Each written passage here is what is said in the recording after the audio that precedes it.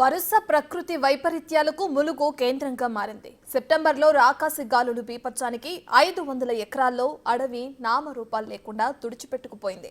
నిన్న ములుగు జిల్లాలోని ఐలాపూర్ కేంద్రంగా 5.3 మ్యాగ్నిట్యూడ్తో భూకంపం సంభవించింది. ఇక్కడ సంభవించిన భూకంపం ఎఫెక్ట్ 223 కిలోమీటర్ల దూరంలోని చుట్టుపక్కల ప్రాంతాలకు వ్యాపించింది. మరి ఐలాపూర్ కేంద్రంగా సంభవించిన భూకంపంతో అక్కడ ప్రజలు ఎలాంటి భయభ్రాంతులకు గురయ్యారు, అక్కడి పరిస్థితి ఎలా ఉందో తెలుసుకునే ప్రయత్నం చేసింది బిగ్ టీవీ.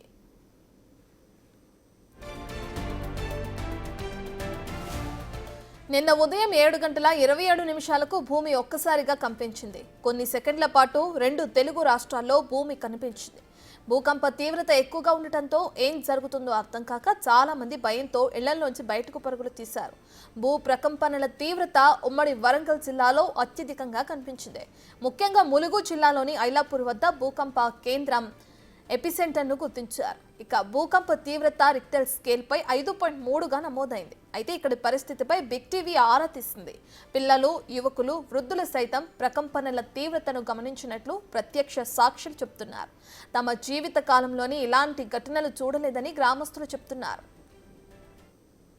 మా ఊర్లో భూమి మొత్తం వణికింది.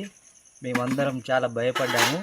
మా ఇంట్లో ఇల్లు కూడా కదలికలు బాగా వచ్చాయి, బోర్లు కింద పడ్డాయి. మాకు భయం అయ్యి మేము ఇంట్లో నుండి బయటికి వెళ్ళాము. మేము భూకంపం అంటే ఎప్పుడు చూడలేదు, కానీ ఇదే ఫస్ట్ టైం మేము ఈ భూకంపం చూస్తే చాలా భయం వేసింది. ఇద్దరు పెద్ద మనుషులం కలిసి మాట్లాడంగానే అకస్మాత్తుగా ఆ కూర్చున్న కుర్చీ కూడా కుర్చీ మొగ్గుతుందంటే ఇదేంది ఇట్లా అవుతుందంటే ఉన్న పక్క వాళ్ళు కూడా అట్లనే అంటాళ్ళు. అదే ఇదేందంటే మరి నేను రాజకీయ చరిత్ర ఎదిగిన నుంచి ఎన్నడైతే రాలేదు ఇట్లాంటిది. ఇది ఏందో దీనివల్ల సరే బయటికి వెళ్ళే వరకు ఊరంతా కూడా ఇట్లా అయింది, ఇదేందో భూమి అంతా ఉరిగిందని అనుకుంటాను. దాని అనుకోవడంతో అరే ఇది ఏమి ఇట్లా జరిగింది అన్నాం. మళ్ళీ టీవీ ఆన్ చేసి చూస్తే ఐలాపూర్ గ్రామం ములుగు జిల్లాలో ఇట్లా 40 కిలోమీటర్ల లోతుల నుండి వచ్చింది, భూకంపం వచ్చిందని చెప్తాంది. అట్లా చూడడం జరిగింది తప్ప మరి అది ఎందుకు ఊగిందో ఎన్నడే ఇట్లా జరిగిందో కానీ అది జరిగింది. పాఠశాల ఆవరణలో ఉదయం సుమారు 7:20 సమయంలో భూకంపం వచ్చింది. మొదట అర్థం కాలేదు, ఆ తర్వాత అది భూకంపం అని అనుకున్నాం. ఒకేసారి భూమి కంపించడంతో మా హాస్టల్లో ఉన్న పిల్లలు కూడా కొంచెం భయభ్రాంతులకు గురి కావడం జరిగింది.